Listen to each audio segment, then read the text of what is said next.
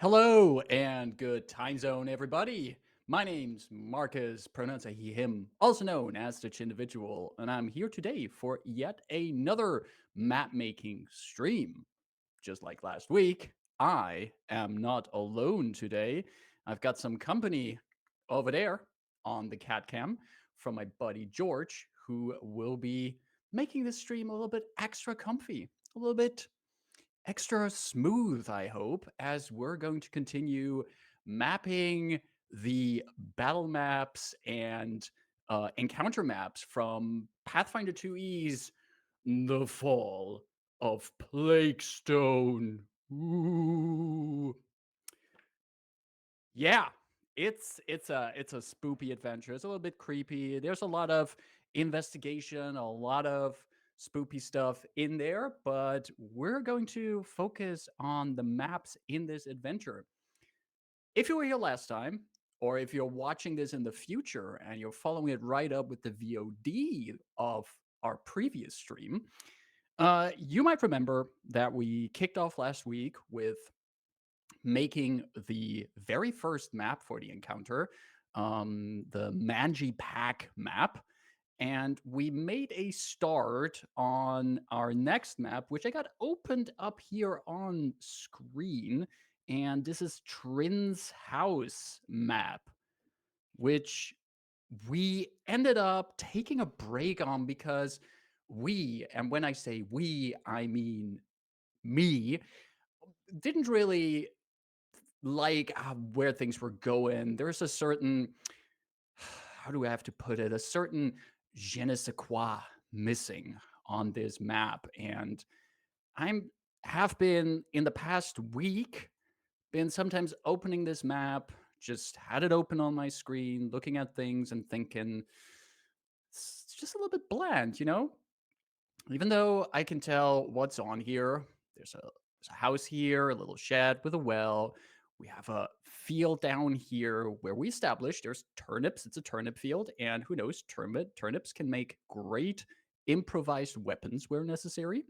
And we added some lampposts to the road. We played a little bit around with the texturing of the road. There's some extra grass and trees, but all in all, I think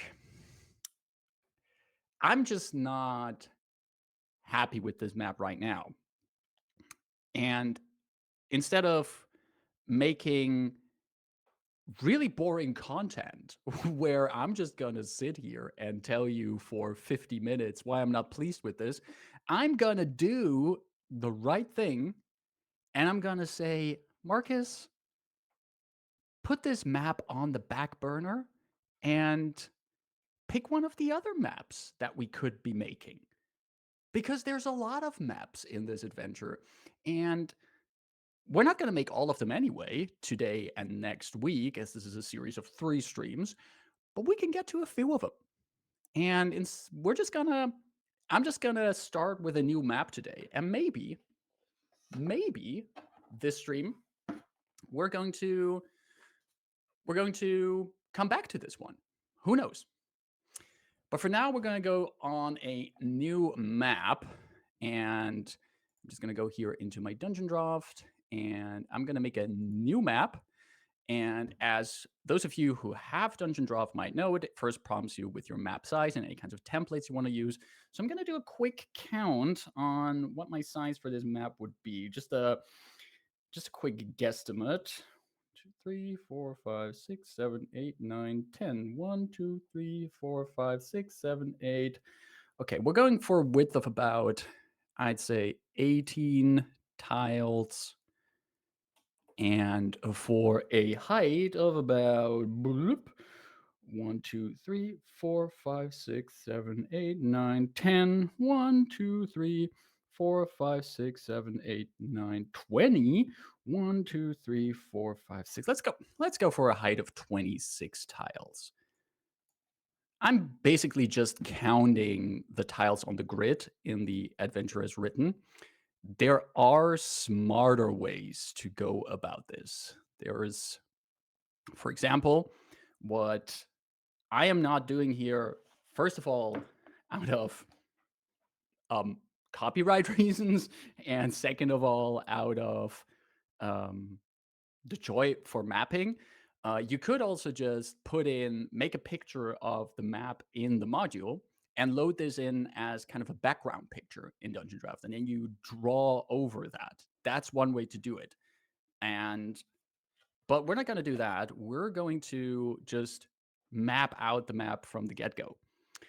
And which map are we going to tackle? We are going to tackle the ground floor of Hallow's Hideout. Before we continue with that, just another reminder that if you are planning on playing in the Fall of Plaguestone and you don't want to be spoiled by this, then please, as much as I want you here, as much as I like to have you here at the mapping table, I would suggest to at least turn down your volume, completely turn it off, because there's going to be spoilers here. We're going to talk about plot points. We're going to talk about NPCs in the adventure, and you don't want to spoil this for yourself. So I'm going to count to 3, and by 3, you should be gone, because then the spoilers start.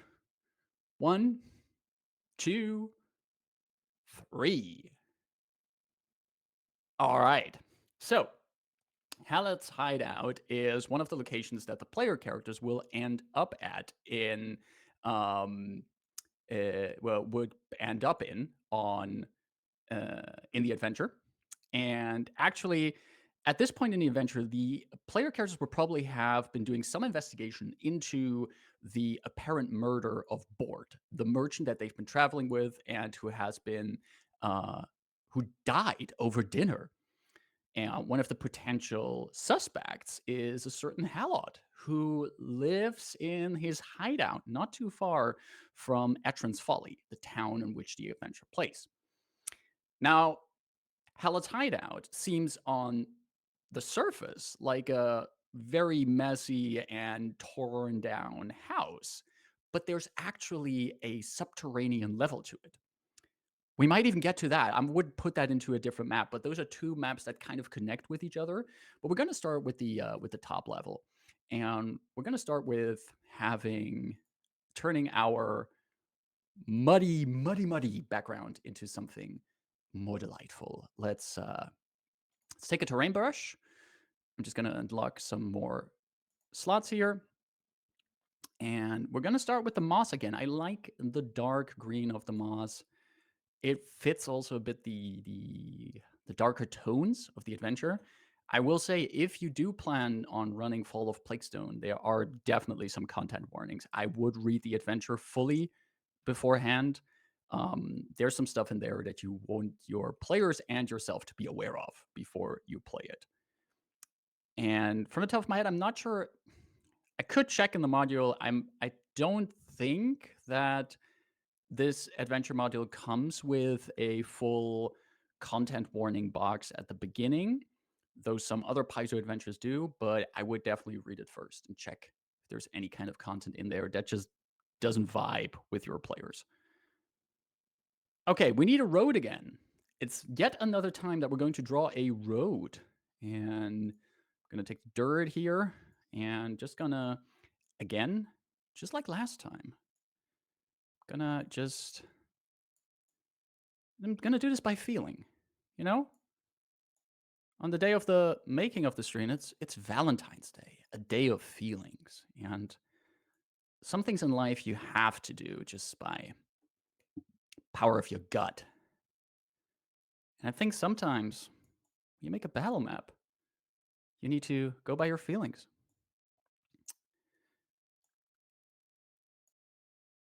We're seeing that George is making himself a bit more comfortable at this point. Will he go for 2 turns? Will he go for 1 turn? I think if I paid attention, this is about 1.5 turn that he went through, as he is now again in a better position. We take this road here. It goes up here and should go about further up here. I'm just doing a quick count on my printed material. This is about 1, 2, 3, 4, 5. So we have about 1, 2, 3, 4. Oh, wow. I eyeballed that. Just completely guesstimated that correctly. And we make this up here. Just a little outline. Just a little outline. Let's see.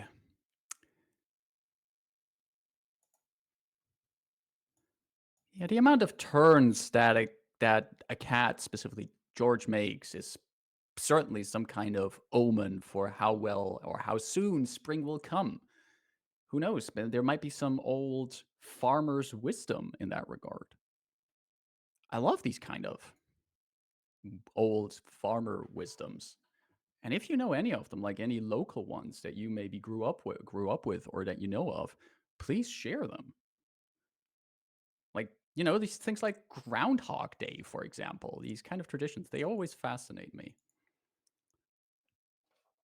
Okay, so what we have here, we have a path, and in this area here, we're going to draw the actual hideout, which is this um, decrepit house. It's going to be a mess. We're going to have a lot of fun of just throwing a lot of trash in there, and but we're going to start with something which is always good to start with when it comes to houses. It's the walls. So we're going to our design and building tool. Now, if you have been working with Dungeondraft before, you might know that there are two ways to make your house, any kind of building. There is the building tool, which allows you to select a floor type and a wall type, and then just draw it all in one go. Look at that. House done. But if you want a little bit more control on the placing of your walls and the floors, we're going to control Z this. And instead of going for the building tool, we're going to start with our pattern shape tool. And first, I'm going to draw the shape of the floor, so the shape of the rooms and the likes, and then I'm going to draw in the walls for more control on how I place my floors and my walls. So let's see. On the image I'm working with, the floor has a bit of a lighter color. I think it's like some kind of stone flooring or something. And we're just going to be working with basic shapes. We have like a 5x5 room over here. This is 5, and then we have this. Hey, that's good. That's pretty good. So, and then attached to this, we have a little bit of extra space over here, and attaching up to that is a 3x6. That's a 3x6. There we go. See, that's our rough outline that we got. Now, with that in there, we can add the walls. And I'm going to my wall tool. Pick a wall. It's going to be a good stone wall, and we're just going to draw the wall. Now, on the map itself, there's going to be also interior walls that kind of indicate where the rooms are, but some of these walls have holes in them. So let's see how that will end up looking. We're not thinking yet about windows and doors. We will put those into the walls later, but first we're going to draw the walls. I'm going to put that over there, that over here, like this. And we got walls. Look at that. Now, I want to also have a bit of wall here and a bit of wall here, like this, and like this, of indicating that these are openings here. There's no walls, there's no doors, there's no windows there. It's just some space for characters to also move through. And now we're going to check up on a description of one of these rooms, actually, the main room, um, which is uh, which is described as this. Let's see, which is described as this shuttered entrance leads to a room filled with debris from the collapsed roof. So the roof of this building is actually collapsed. There's just enough room for two medium creatures to stand in this space, and a cursory inspection from this spot uncovers a crawlway under the debris. Hmm. Unlike everything else, this crawlway is mostly free from grime and dust. Characters can move through the crawlway only in single file. Medium creatures can crawl 5 feet per action. Small and smaller creatures can move at a normal speed. See? One of the situations where it's actually advantageous to be a smaller creature. So, what we know is there's going to be a lot of rubble here from the collapsed roof and other assorted nastiness. But first, I want to put in doors, windows, and the likes. And I have to pay attention because I do remember that there was something. These are not just simple doors you walk into. One does not simply walk into Hallett's hideout. This NPC knows that sooner or later someone would know the jig is up. And so this place is booby trapped. Starting with the front door of this establishment, which we're going to conveniently place here. And this front door has a pretty nice surprise if you're not careful. Um, the front door to the house no longer sits properly in its frame, and it's kept from swinging wide open by a simple rope attached to the inside latch. Even with this, it still hangs open about a foot. All of this is a ruse, as this entrance is trapped. It's trapped. It's actually, if you pull that door open, there's a spare launcher that's just gonna launch at whoever opens that. It's a hazard in Pathfinder, and hazards are fun because they also act in initiative, and they're, in my opinion, an interesting way of statting up traps and other dangerous things. Though I think they need a little bit more, they need to be very clearly communicated to your players that they're dealing with a hazard and not with a monster, because both of them kind of happen in initiative, but you deal differently with a hazard than you do with a monster. It's still one of those elements of Pathfinder that I'm still struggling with, and every time so far I've had them come up at my table, felt a little bit awkward for me. Okay, we have a door over here, and we're gonna put also some windows in. What kind of windows are we gonna put in here? I think Halot doesn't have those super fancy windows. I'm gonna put one here. There's another window up here, and there's another window up here. I just have to gush a little bit about Dungeondraft here. I just really like how smooth it looks when you put a door or a window somewhere, how it adapts the wall to it and it just neatly integrates. That's just satisfying for me to watch. Love it. And we have that in there, and there is yet another window up here. But also this window, this is funky. It's marked on the map because this is a hidden window entrance. The footpath that leads around the house passes under a boarded over window at the back of the house, then down to the stream where Hallett gets water. The boarded over window is fake. Hallett nailed the boards into a hinged shutter, allowing it to be opened with ease. This ruse is not simple to detect, but careful inspection and a successful DC 16 perception check uncovers it. So basically, what you could imagine is that the player characters, they might come from this direction and they know something is up here. They know Hallett lives here, and knowing player characters, and especially knowing players, they are going to be careful. And they might first take a little stroll around the house, inspect it from the outside, and they'd be like, huh, this is a boarded up window here. But if they roll well and they actually pay attention to it, it's actually an extra way of entering the place. Different approaches, different entrances. Really important for things, and also good to keep in mind. Then, especially when you have players and player characters um, who you know are going to enter a place, think about the ways that they can enter that place. Cool. We got our windows and doors in. So we have basically all the architecture in. Now we're allowed to make a mess of this. And I want to try something that I don't use too often in Dungeondraft. And that's a scatter tool. What does the scatter tool do? And the scatter tool can scatter objects.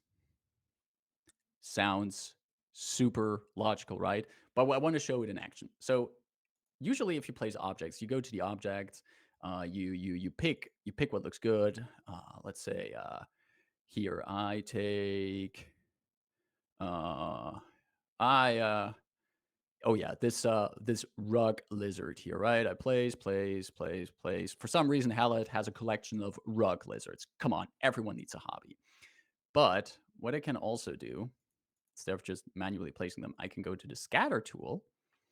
And what I can then do is I can hold my mouse, drag it around, and more objects will just be scattered. Now, maybe the rug lizard is a poor example. Oh no, I removed the boarded up window.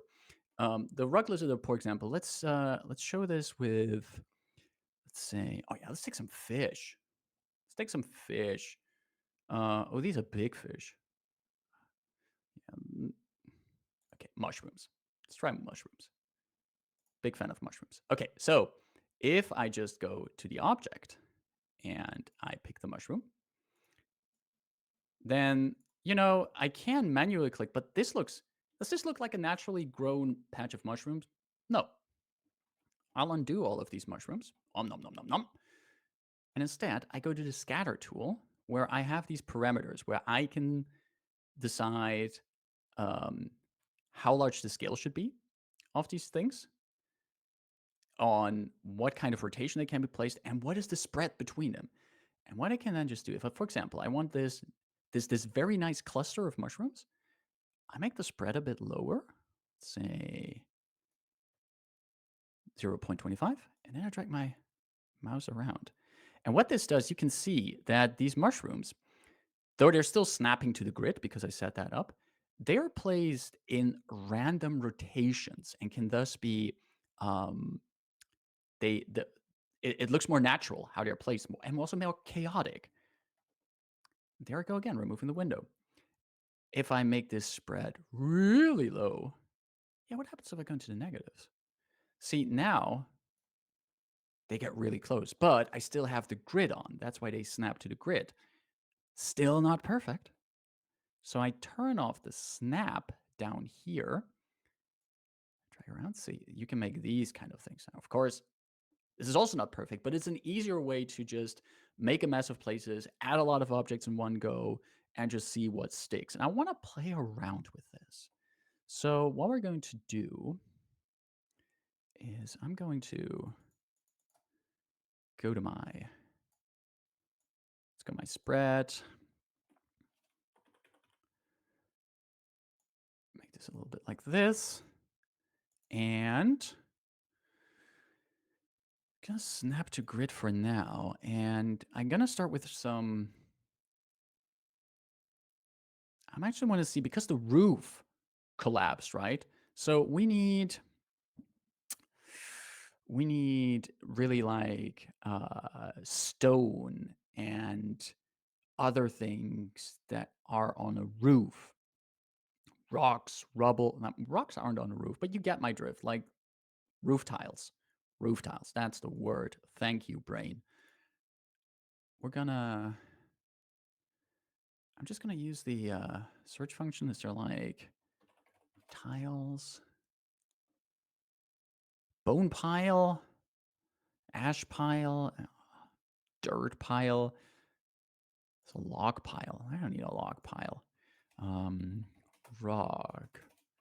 Rubble.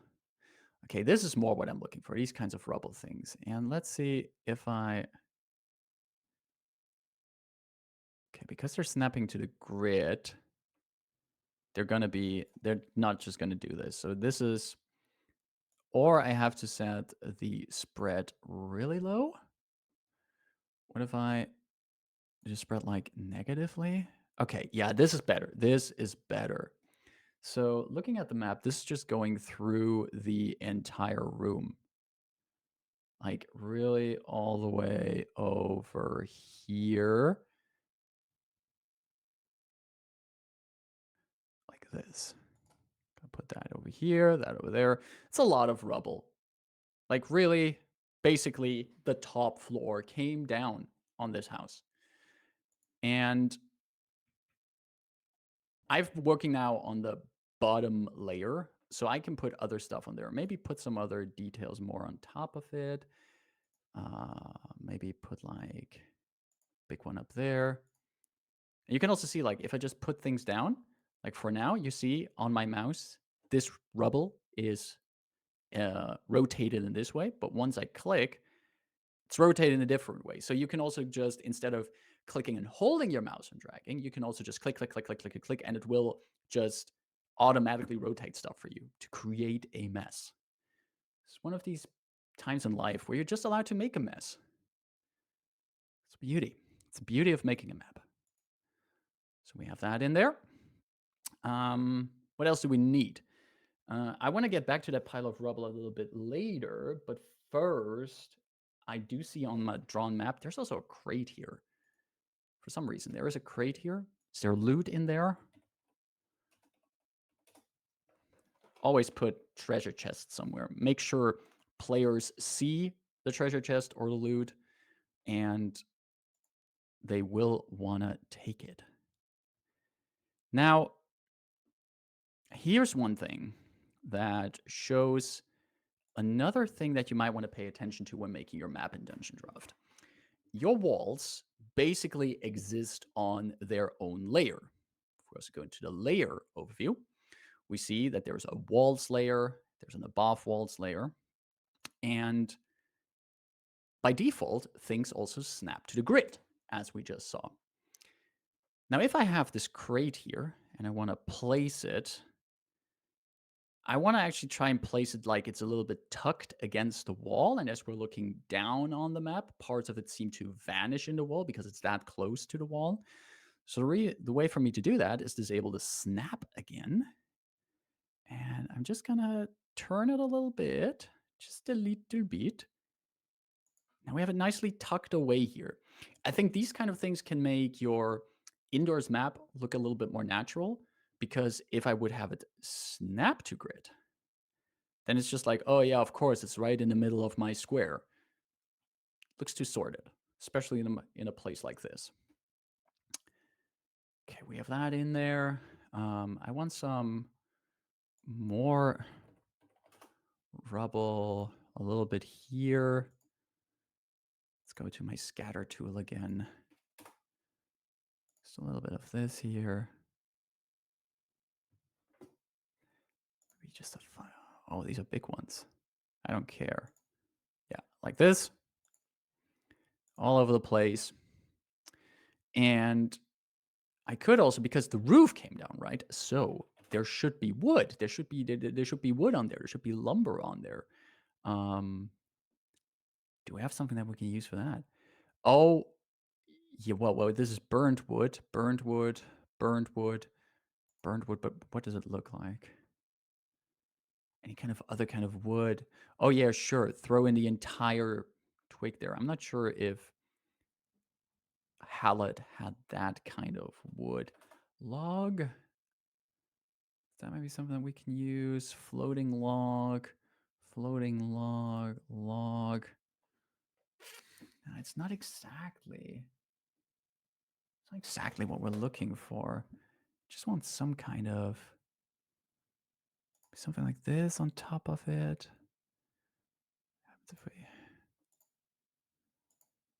Oh. Happens if we do. No. Not a fan. Not a fan. Let's just let this simmer a little bit. We'll come back to it.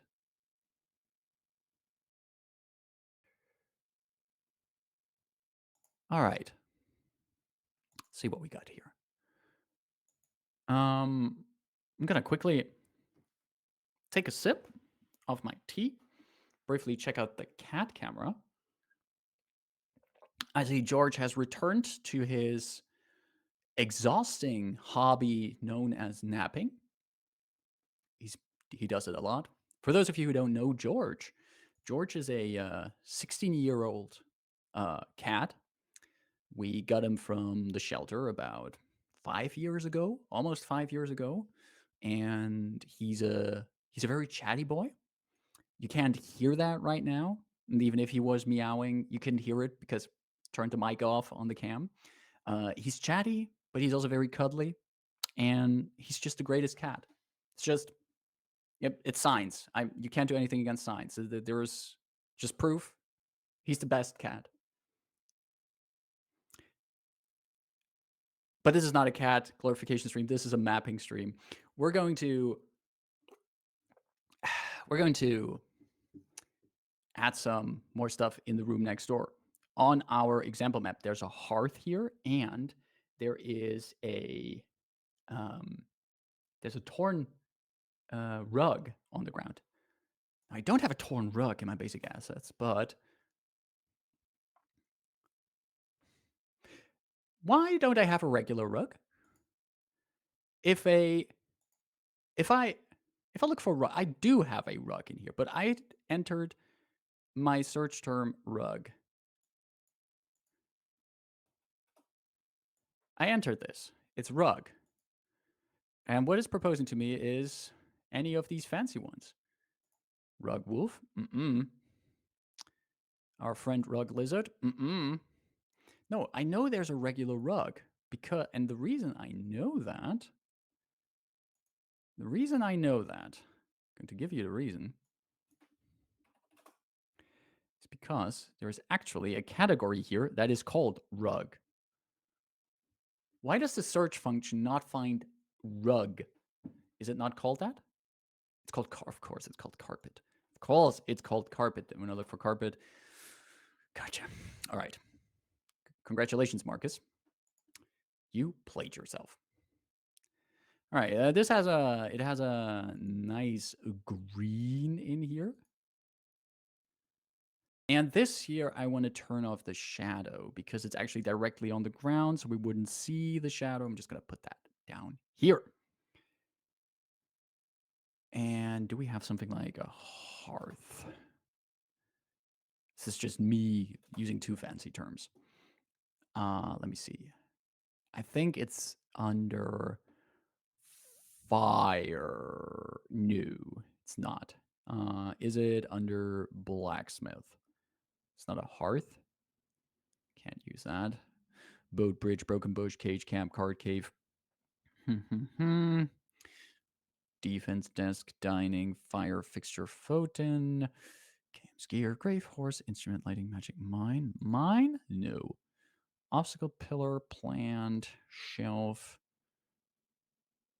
Structure. Ooh, I think we're getting close. Structure. Oh, this is dope. Oh. Hey. Oh, this is the kind of rubble I wanted. Oh, look at that. Yes.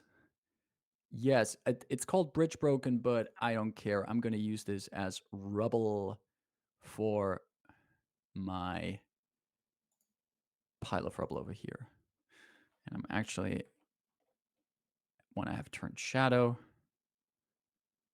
Spin this around a little. I'm not bothering going back to the scatter tool for this one because I'm just going to place a few.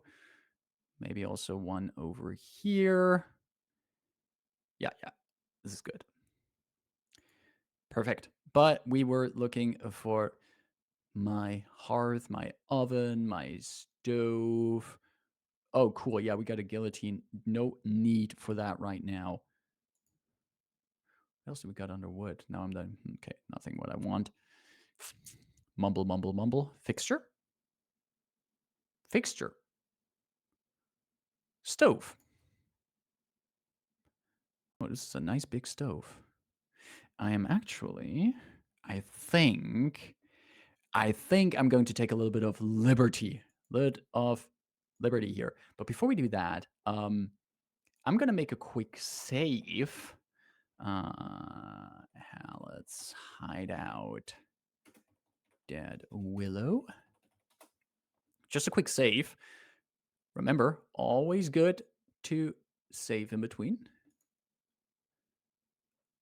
And I just want to try something. What I want to try to be specific is I go to my wall tool, I select edit points, and I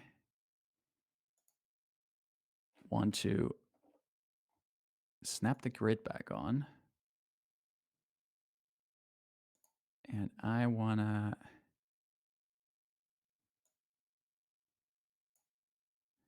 see if I can. Oh, whoa, what happened, people? What happened? Look at this. Look at this. Everything changed. No. Oh, no. Okay. It's not working. Gonna do it differently. Let's go into my marking select tool, and I just want to know. Let's go back to my wall tool. Has it been so long since I? Oh boy. Oh no. Oh no. This is not what I want.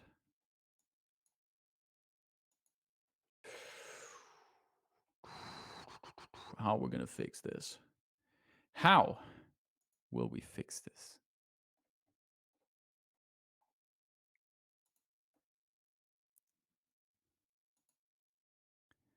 Oh, this is something I want to try real quick because this might do the trick for me.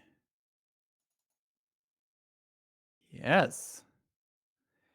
Yes. I wanted to make this little extension to our humble abode. And then edit the points again.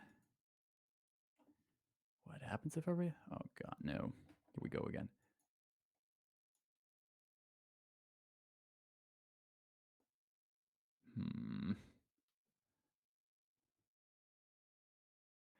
No. No. The problem I'm struggling with right now is getting this wall correct without tearing down all of the walls. I think what this has come down to is that I'm gonna tear it all down. Which is it's no problem. I'm just gonna move all of that out. Interior walls can stay. This is fine. We're gonna take our wall tool again.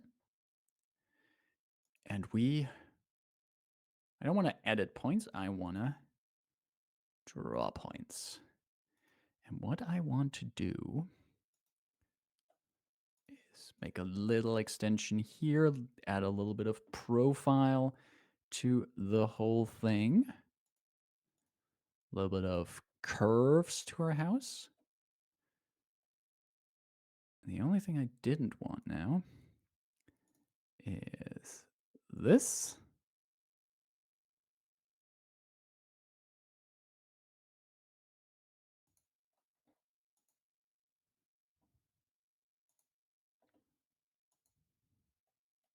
What I didn't want is these hovering over my other walls. So back to drawing board, wall tool. I want these to be over existing walls. So we go whoop, whoop, whoop, whoop, whoop, whoop, whoop. No big deal. There we go.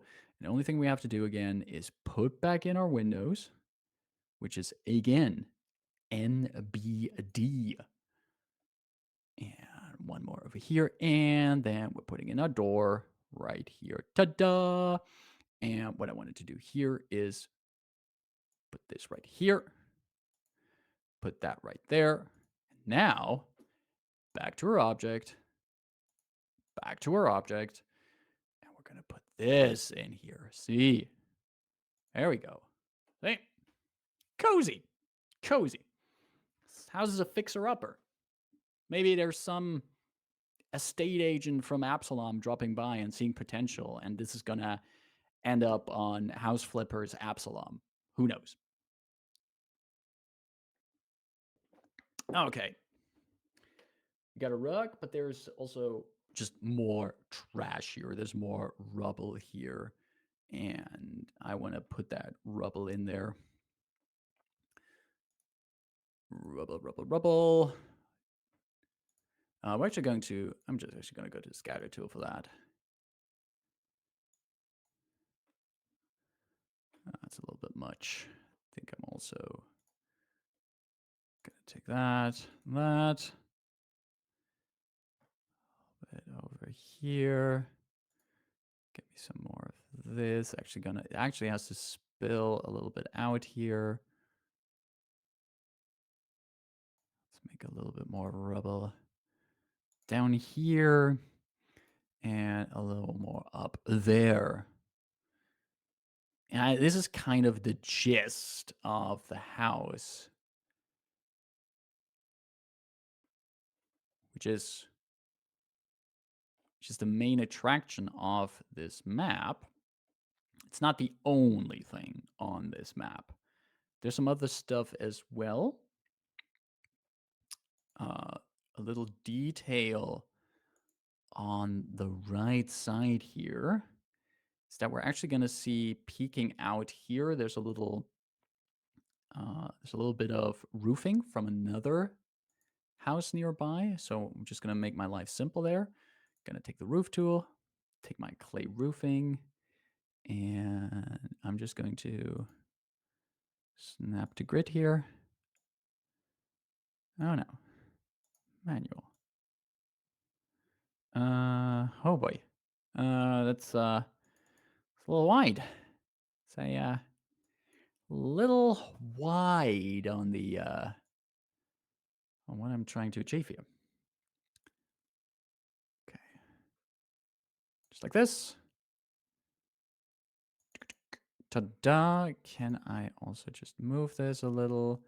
Because it's basically peeking in. It's basically peeking in from off the map. Just right there. Cool. And then I have to place down a little bit of a tree here. And that will be something that we'll quickly need to pay attention to. And let's see. That needs to be done. And how are we going to add a little bit more detail here? First, I'm going to add the tree here. And for that, we go to Object Tool, All, Tree. And specifically on the map, it is kind of like this kind of gnarly tree. This kind of gnarly tree. This is pretty much spot on. Gonna put that tree. I actually want it bigger. I want it a little bit bigger. I like big trees. Like this. Ba-boom. It's on there. It's actually coded on the map, this tree. And this is part of the yard. The yard around the house is choked with weeds and debris from the collapsed house. Let's keep that debris in mind because that debris is not clear on the map, but it's in the description. The area around the willow tree is all but impassable, as the dead branches and leaves have made a large heap around its trunk. A PC who succeeds at a DC 15 survival check reveals that someone frequents the property. Their trail leads up to the front door, circles the house, and leads down to the stream. Critical success on this check uncovers that trail. That the trail never actually goes in through the poorly latched front door. All right, remember when earlier I said this front door is actually booby-trapped? Well, if the PCs, if the player characters actually spend a little bit of time checking the front door, when they actually check the area around it, they can get these kind of clues. I like that. I like that. I like traps that are foreshadowed. I don't like traps that are just sprung on the players or on the characters. Um, that's not these kind of gotcha moments, they're not fun to me. But if both the players and their characters have had a little bit of a heads up, oh, something could go wrong here, that makes it actually more fun if they then still decide to go through. They've been warned. Okay. So the description also says there's also debris and weeds all around here. Let's start with the weeds. I'm going to go. First, I'm going to click save just to make a quick save here. And I'm just going to. And one of my favorites here again, the grass tile. Because I would actually argue that if there's so many weeds here, it's going to also be a lot of grass.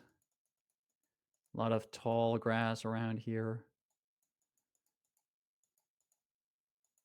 Mm-hmm. Just a little bit here, blocking out like this, all over the place. Like, man, really, Hallett, like, trim your, like, cut your grass.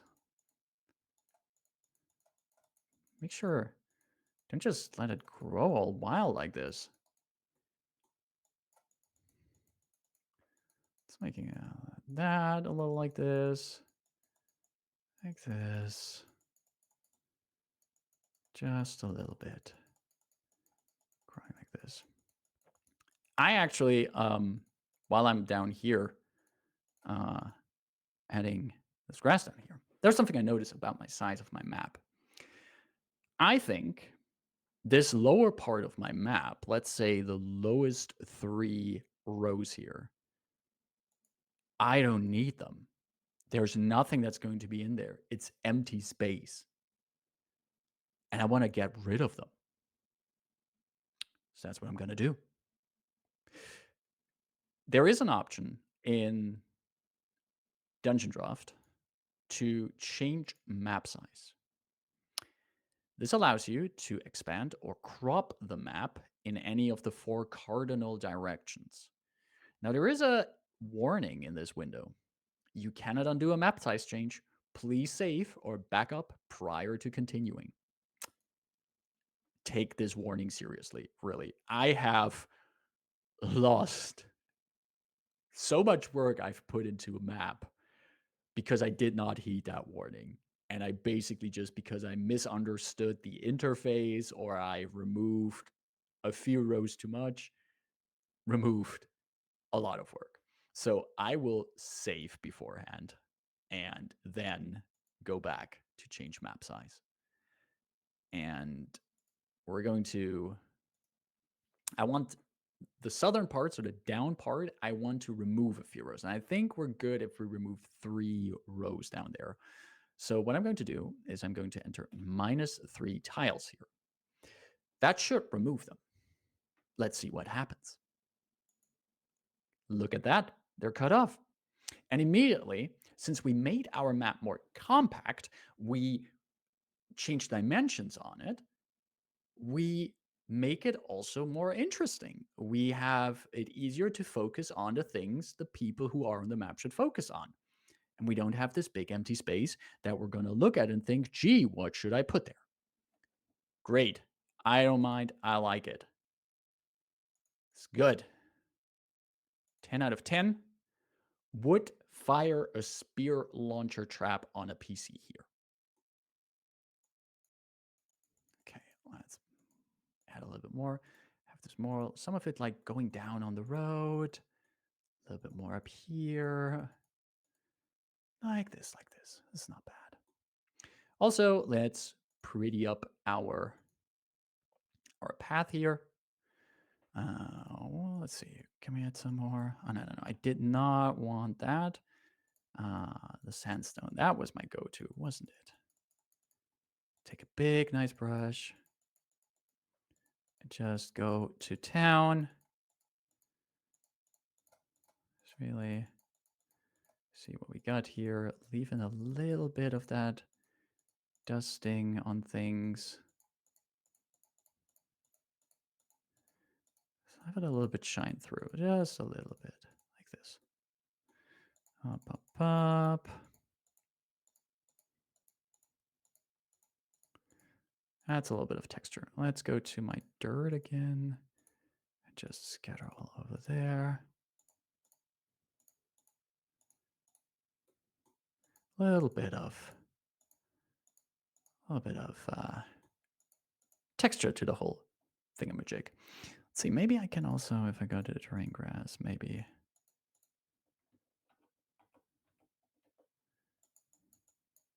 Not a fan of that. What happens when I add some terrain rocky in here? I think I played around with that. And I think it was also the gravel that gave me better result. Oh yeah.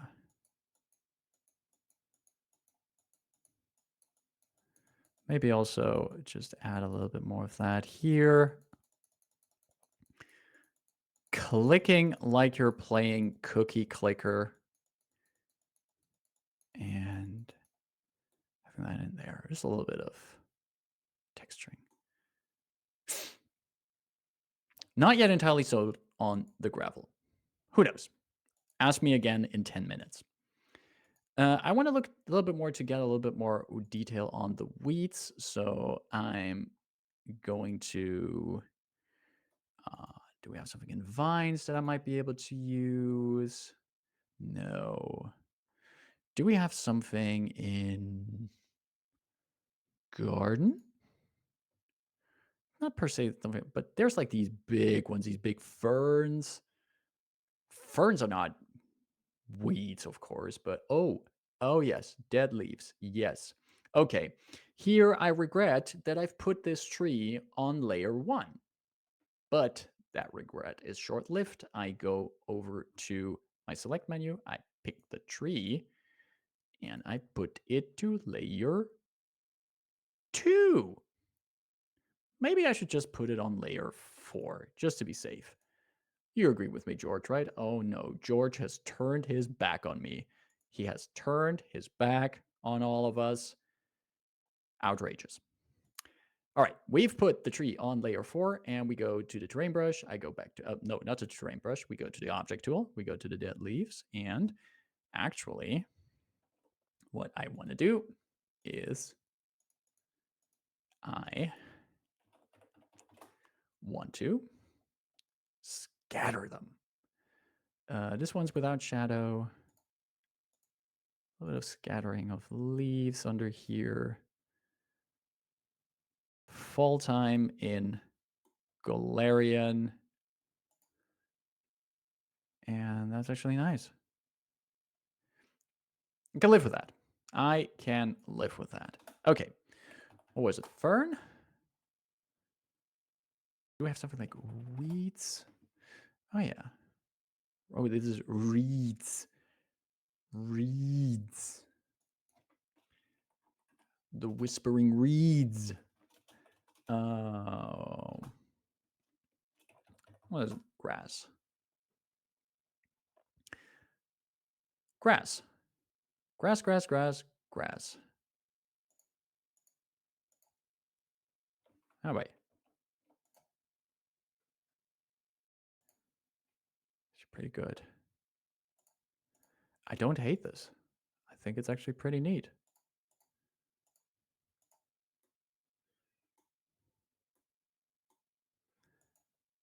Let's put in a few more of these. Adding some texture. Adding some depth here. Let's put in some of these bigger ones. This one here. Over here.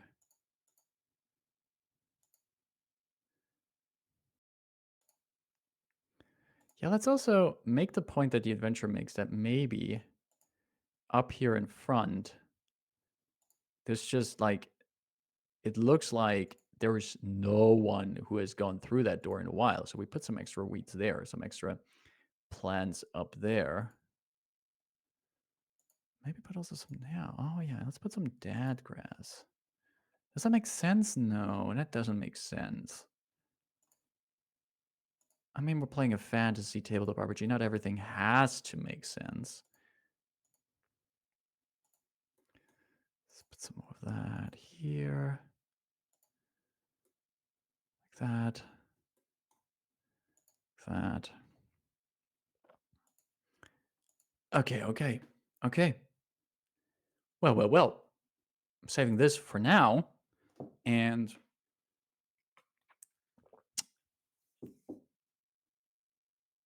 I like this so far. I don't like it as much as I did the Manji pack map that we did last time.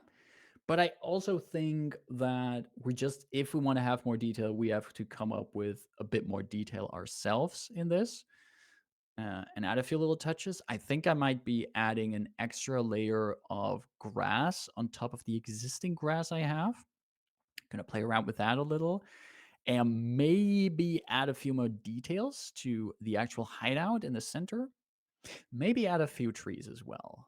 A few more dead trees. I'm not too sure about that yet because I think mechanically and narratively speaking, this one dead tree in the center should be the eye catcher because um, characters who come on this map, they should be investigating that. But I feel like we still have something to add here. I'm gonna play around with it. Just gonna mess around with it. But before I do that, I'm gonna take a short little break. Let's take a 5-minute break. I'm gonna see if George will decide to no longer turn his back on us, and I'm gonna see all of you in 5 minutes. So take a chance to stretch your legs, grab a cuppa, and I'll see you in 5. All right. What's all this then? Well, all of this is a little bit of map making today here on Horde of Tales with moi, Markus, pronouns are he, him, and we have been spending about an hour already on this map from the Fall of Plaguestone. If you're tuning in at this point, first of all, welcome, and second of all, be aware we are mapping maps from an actual published Pathfinder 2nd Edition module called The Fall of Plaguestone. And as such, there will be spoilers. If you're here and you're going to play this adventure very soon, thank you very much for coming. But you might want to turn off that sound, mute the audio, and maybe also just turn off the screen because we're mapping maps from that adventure. We've been focusing on Halot's hideout today, and there is actually there is from before the break, we made this entire map of the house and the lands around it. And I was talking before the break of like, hey, maybe I should add an extra layer of grass on top of things. And since I'm impatient and I was, having the tool open anyway, I did that on some places here already. And I don't dislike it. Adds a little bit of depth, doesn't it? Like just a little bit more here and there. A little bit here. Just a little bit. Just here. Like really, someone please come take care. Come landscape this place. People of Etrin's Folly, just tell Hallet, whatever he's doing, he should also take care of the land around his house.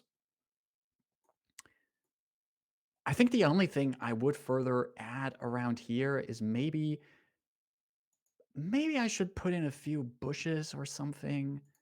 Let's just see if I like bushes we have here. If there's anything that really strikes my fancy, I'm just gonna, I noticed that my scale is still on 1, so let's scale this down. Maybe a little bit of bushes. I'm looking at it and I'm not a big fan of the color of the bushes. I could be maybe have a cheeky one over there. Could maybe add some shadow for these bushes. Cheeky one over here. Under the tree. A little bit here under the roof. Maybe also peeking in on the edge of the map. Yeah, okay. Yeah, I see where we're going with that. I think it's a bit of extra we can add as well. The thing is, with this map, in all seriousness, if you read the adventure and add the map itself, there might not even be much need in especially this situation to have a map. Again, spoilers, but the only actual things that might require a map that happen on here is the spear launcher map, the spear launcher trap at the door, and over here under the rubble, the adventurers can discover a crawlway that leads down into the depths below. And there's a falling debris trap there, a hazard, another hazard, as Pathfinder likes to call them. In my opinion, you could run these completely theater of the mind. I think looking at this now, you could completely run this theater of the mind and just not use a map. But if you're already here and you want to use a map, and you think like, oh, Markus took the time to make one, I'm going to use it. I think you could consider having some kind of creature lurking here as well. Earlier in the adventure, the party's already fighting a boar that's chasing someone. I think there is another fight there where they fight with some kind of giant mosquitoes or wasps that they fight against. And later in the adventure, and I'm just going to pull up the art of this thing because it's basically as if someone made a Pokemon look badass. They're going to fight this kind of thing. This comes later in the adventure, not much later, but apparently Halid has these kind of creatures, or at least access to them. So consider having some other dangerous thing that lurks around here to have an actual encounter on this map. Food for thought. It's also food for thought is that I think that if we add anything else to this map, it's going to get very cluttered and very crowded. I'm just going to save this for now. And I think looking at the time, we can still make a start on the map of what's actually beneath this house, what's actually down below. Because there's an entire basement level where Halid hides out and has his little stowaway hidey hole. And we can set that up. And while we do that, people, please do enjoy the cat cam that we've put on here for all of you. George did show his good side earlier in the stream, but right now, he's actually still having his back to us. But imagine just imagine the cutest orange kitty cat head, cutest little face, eyes closed, snoot down, and just the loudest snoring noise you can imagine coming from him. Just the loudest. He's vibing. He's enjoying life. He's the greatest cat.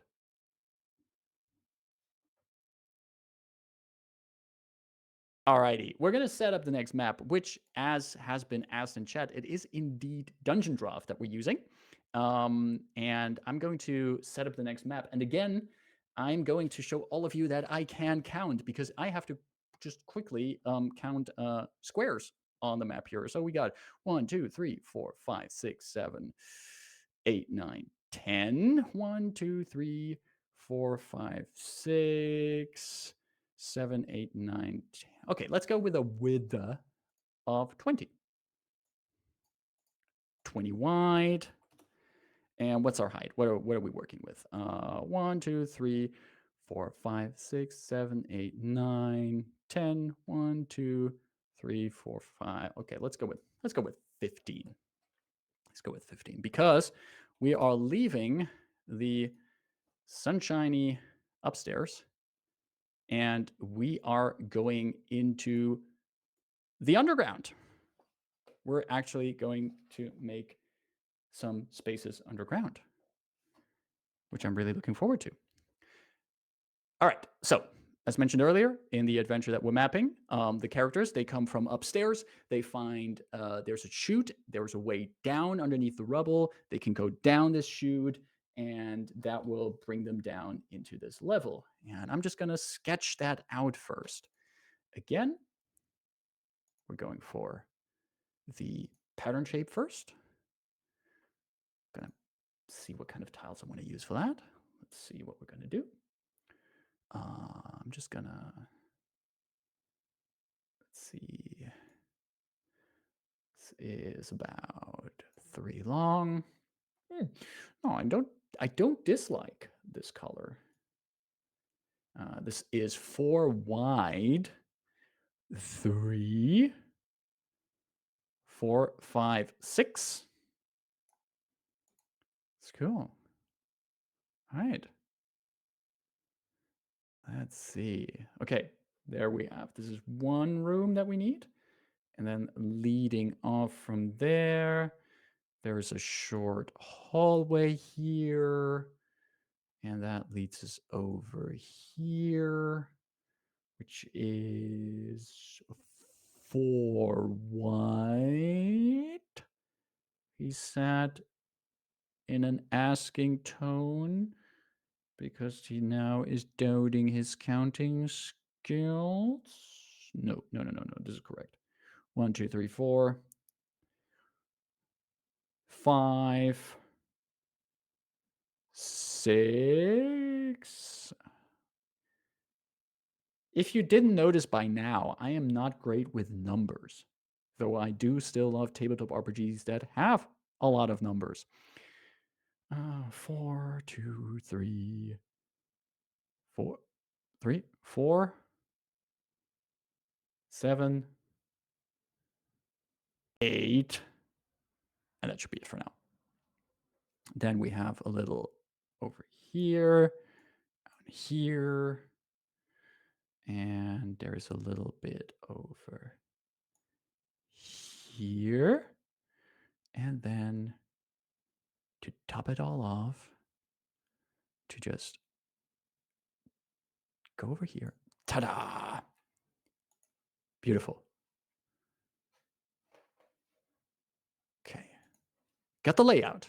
Now we need to put up some walls because this is actually the place where the player characters then come in, and they actually will come in here first in the basement kennel, where there are some guard dogs that they will have to deal with. I do always hope with these kind of encounters, with guard dogs, especially with like fighting animals and the likes, I'm always interested in the context of fighting the animals. I always like it if situations and adventures give me options of not just directly fighting the animal, but see if there's also other ways of dealing with animals. Of maybe the guard dogs can be distracted. Maybe one of the player characters is really good with animals. Things like animal handling, nature checks. That's also one way to deal with them. Maybe all these guard dogs just try to be the good boys, and they're just trying their best, right? We do need to have a little attachment up here. Dip. And I'm just going to add some walls to this entire thing. Where's my walls at? Now here I'm going for some cobble walls. Let's see how these look. Just going to make a little sample. I can live with this. I can absolutely live with this. I'm going to make these rooms. This is one room.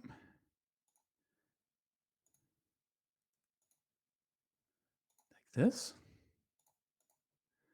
And that comes down from this room. Like this. quickly double check what it looks like if I put a door here. Oh no, I got this problem again. Wait, let's take my walls. Just gonna outline.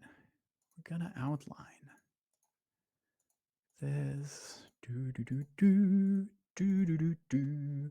Drawing my walls around this dungeon room.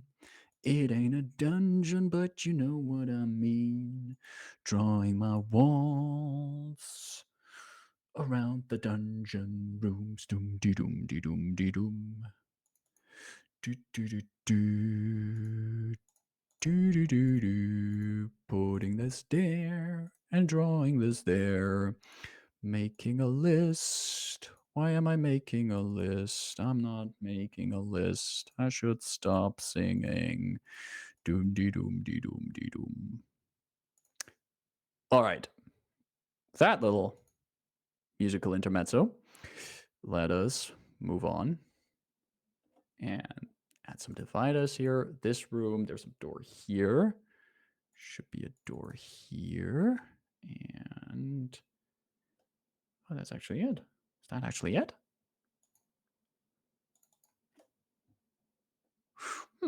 Okay. Okay. Then we're going to put a door here. And there's a door here. And for the rest, it's actually a pretty straightforward thing that's going on here. What's room F5, the guard dog room, described as? Oh, we got some block text here, like a read aloud text. These are always my favorites in pre-written modules because I just like reading things to people. So I'm going to do this here. The old wooden door swings open on rusted hinges, revealing a room lit by a single flickering torch. Through the gloom, you see piles of small crates and more than a few barrels stacked up haphazardly on the south side of the room. Opposite you is a stout wooden door with iron bands, while the north side of the room is bare, save for an iron gate set in the middle of the wall. The stench of smoke and damp dog hangs heavy in the air. Damp dog. I see. These dogs are just back from the doggy pool. They're just still a little bit hyped. They're still a little bit happy. They got to swim in the doggy pool. So they don't want to fight. They just want to play. But we got in this room boxes. Boxes and crates. I think it is once more time for our friend the scatter tool. And let's see. Is box a good search term?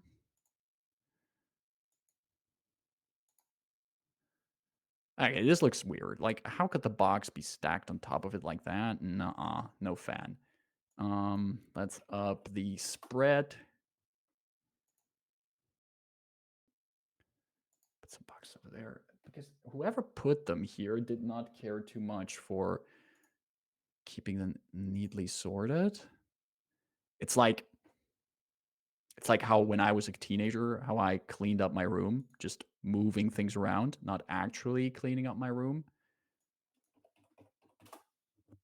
I might do that still these days. You don't have that from me. Don't tell my mom. We're putting that up there. And I also want some barrels in here. Some barrels. Barrels. Barrels. Like this. I think this is a bigger barrel. Yeah, does that make sense? Does it? Okay, now I'm going to put one here in the corner like this. And so the idea is basically in this room that this is a storage room. And Hallet is storing stuff there.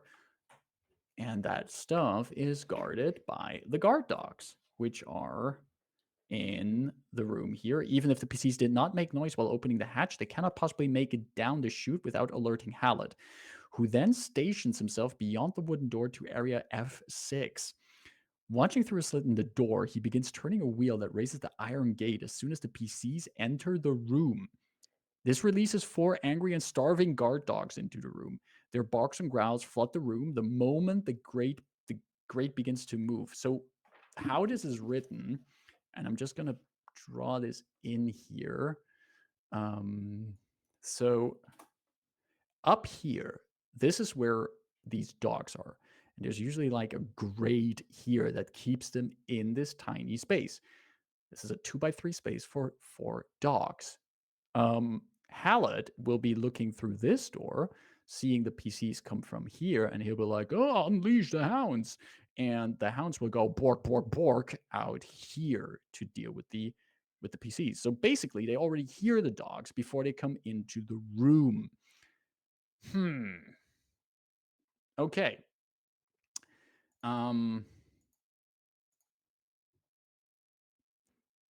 Let's see.